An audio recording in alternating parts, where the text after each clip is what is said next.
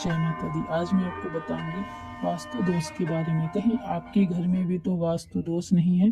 कैसे पहचानेंगे और कैसे आप जान पाओगे कि आपके घर में भी वास्तु दोष का प्रभाव है?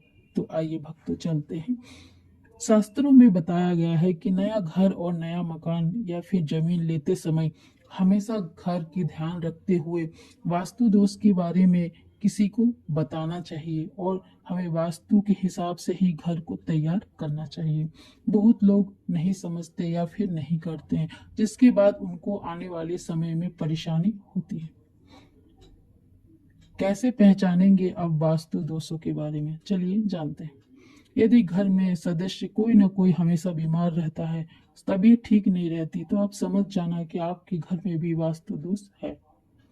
धन के संबंधित परेशानी, आपके घर में पैसे की कोई कमी नहीं है, परंतु पैसा लगता ही नहीं है कि है।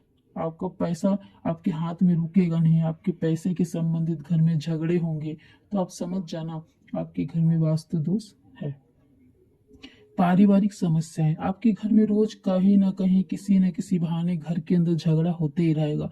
कभी भी आप शांति का माहौल नहीं पाएंगे। ये भी एक वास्तु दोष के लक्षण माने जाते हैं।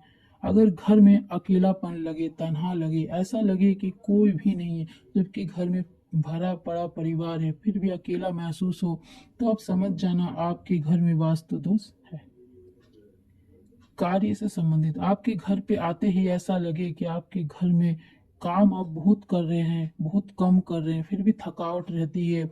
घर में मन मुटाव हो रहा है, मन अच्छा नहीं रहता है, काम को लेकर आप परेशान हो रहे हैं, तो आप समझ जाइए कि आपको वास्तु दोष आपके घर में है।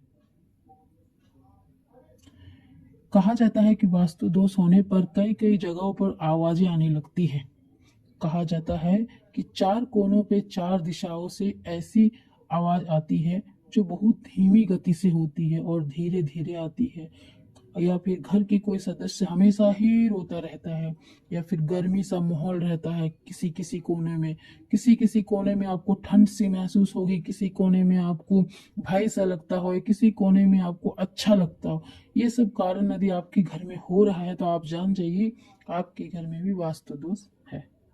तो ये थे भक्तों कुछ बारे में जो मैंने आपको जानकारी दी। यदि आपके घर में भी इन लक्षणों में से कोई भी एक दिखाई दे, तो आपके घर में वास्तु दोष है। ऐसे में आप किसी वास्तु शास्त्री को अपने घर बुलाए और सही से पूजा पाठ कराए और वास्तु दोष को दूर करने का उपाय जान लीजिए। आशा करते हैं कि आपको ये वीडियो अच्छी लगी होगी।